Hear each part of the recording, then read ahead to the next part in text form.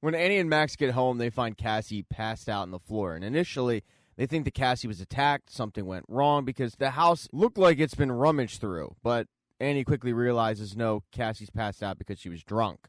She tells Max to go get some coffee because they need some alone time. Because she doesn't want to hear the, man, you really screwed up speech from Annie, Cassie tries to kick Annie out of the house, but Annie doesn't leave, just giving her a hug. Annie's not there to criticize her, though. She tries to give her a little bit of a pep talk, telling her, you made it a year. That's huge. And that's when Cassie has to reveal that she didn't actually make it a year.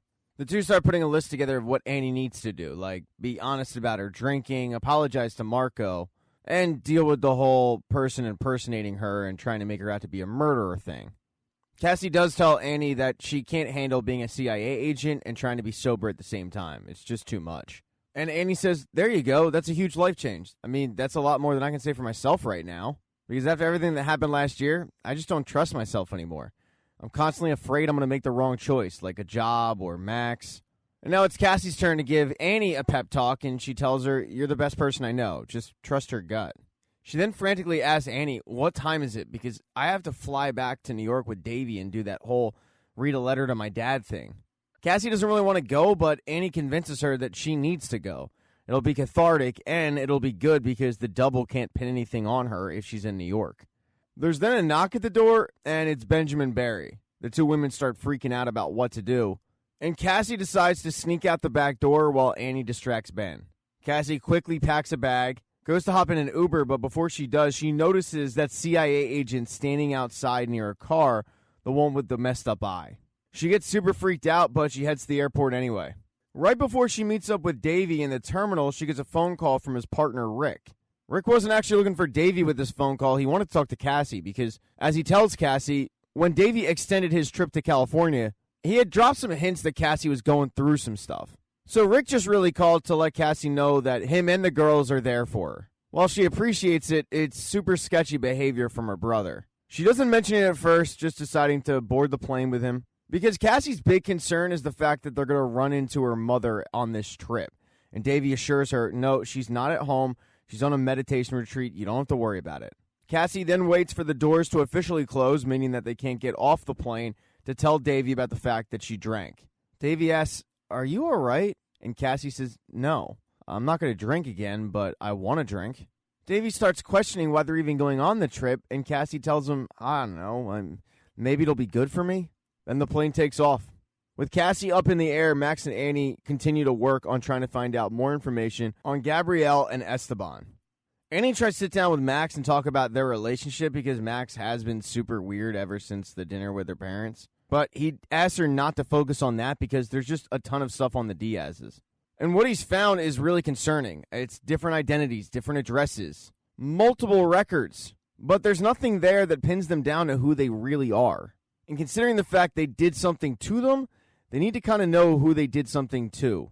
The conversation, though, does segue into the relationship, and Annie tells Max that she realizes the ring was important to him, which is why she was wearing it. If it's important to him, it's important to her, too. But as they're smoothing things over, Cassie's double has snuck into the apartment and planted a knife. One has to assume that it was the knife that was used to kill the CIA agents in Echo Park. The double is able to get in there, plant the knife, and get out without either Annie or Max ever knowing about it. Annie decides to make the couple a meal, but right as she finishes, Max has found some really troubling information from the Diaz's. The Diaz's were sending stalker-level info reports to some Korean group.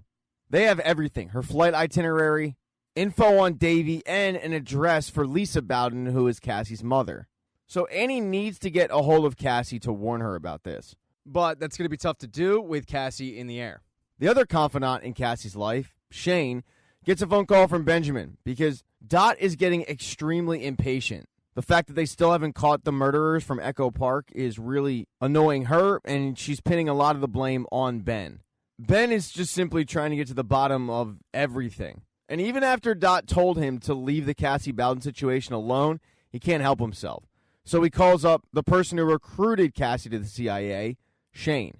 He asks Shane, do you know about Cassie's involvement with any radicalized political groups? And Shane says, no, of course not. Why would I know that? And Benjamin tells him that everything in her file leads one to believe that Cassie is unpredictable. Shane reiterates the fact that he doesn't know anything, and he gets the hell off the phone. A little while later, Cassie touches down in New York, and the first thing she does is to the cemetery. Cassie reads her letter at her dad's grave, and it is very emotional for her. But the next stop they have to take is to Cassie's mom's house. They have to clean out their old rooms, and Cassie's only willing to do it if her mother isn't there. But as soon as they get there, Davey starts asking if they want to do anything but that. Go get food, even volunteering to do it by himself later on. But Cassie isn't picking up on the hints. But that's when the door opens and she sees her mother standing there. But Cassie is the only one who's surprised because her mother is just as surprised to see her. This whole thing was orchestrated by Davey, and the two women had no idea that they were going to run into each other. And the only time they talk is once a year at Christmas. Other than that, they are estranged. Cassie gets a lifeline when her phone rings, and it's Annie trying to get a hold of her, but Cassie ends up sending it straight to voicemail. When Cassie walks into the house, her mother is yelling at Davey for trying to play matchmaker. She's also stressed out because she recently had a break-in, although they didn't take anything. Right away, though, the conversation between Cassie and her mother gets pretty contentious. Cassie's mom starts bringing up old memories, bad ones, making Cassie out to be this horrible daughter, and then going to check on the food in the oven. When she does that, Cassie, just like her mother, starts yelling at Davey for the same exact thing, trying to play matchmaker. Davey goes to talk to his mom in the kitchen, trying to smooth things over, but as Davey and his mom are talking, they're pretty loud, and they're talking about Cassie. Cassie can't just sit back there and listen to these two people talk about her like she's not there. So Cassie walks in and apologizes. Apologizes to her mother for being a crappy daughter and for how she handled things when her dad died. But this conversation that starts off as an apology and is on the road to true relationship recovery doesn't end well. At the end of the day, Cassie's mom is not ready to forgive. She's staring at a daughter that reminds her exactly of her ex-husband. She tells Cassie, "I love you, but I don't like you." And then she leaves to let the kids clean up their bedroom. Davey's the first one to start cleaning up. Cassie needs a moment, but when she finally goes up to their bedroom, she sees Davey loading up fireworks into his bag because Davey used to love fireworks.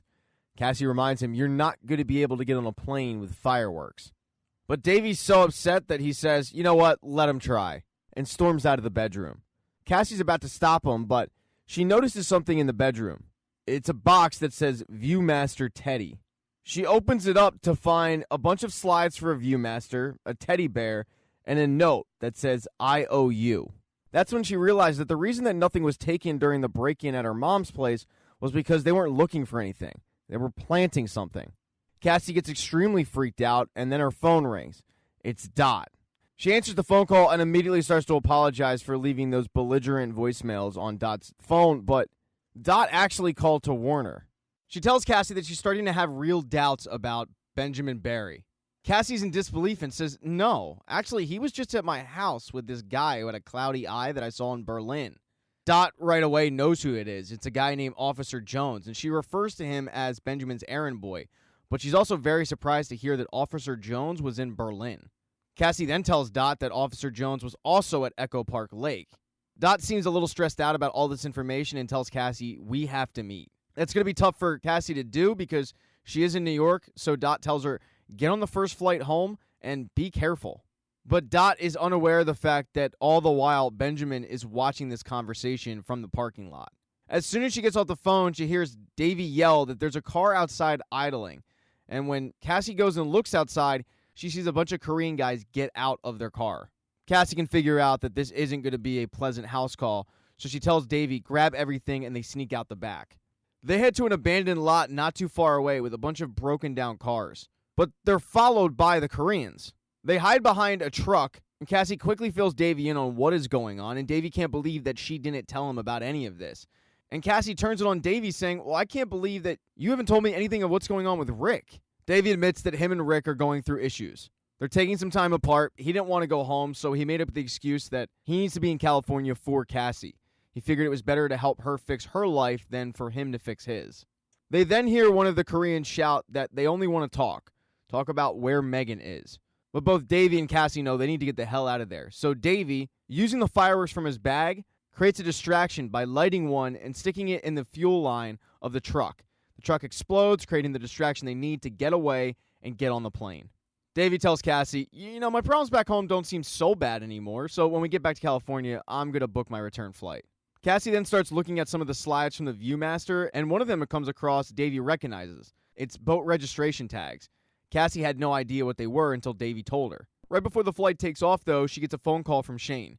He explains to her that Ben had called him that day about her. He thought it was weird. Then he saw an internal memo for a person of interest that fits her description.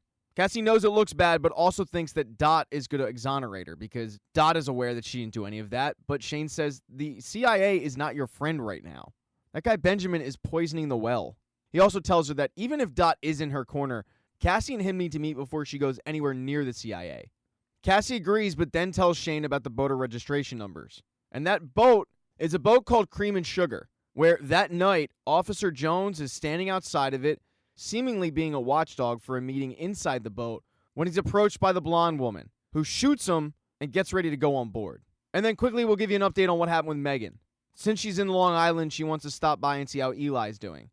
The answer is not great. He quit the swim team so he could pick up more shifts because after what happened with Megan stealing secrets, his dad lost his job. So Eli needs to now help out. He also tells his mom that they had to sell the house to pay the legal bills. She then asks Eli to help facilitate a meeting between her and Bill. And when Bill sees Megan in the car, he is shocked. The first thing he does is demand some answers, why she did what she did. And she tells him, I wanted to feel special. While Bill felt like their relationship was fine, Megan felt like it had just stagnated. He then pulls out his phone and tells her that he has to let the FBI know that she made contact. If he doesn't, they're going to prosecute him. He doesn't want to do that, so he does give her a head start, but he tells her goodbye, gets out of the car, waits for Megan to leave, and then he phones the FBI. Thank you so much for checking out this recap. Please consider subscribing to the channel and subscribing to my Patreon. Hit thumbs up if you liked it. Smash that thumbs down button if you thought it sucked. If you left a comment, I don't get back to you. I usually don't check the comments unless they're like a super comment. Also, if you don't see the next video up on the end screen, not to worry, it'll be up in a day or two.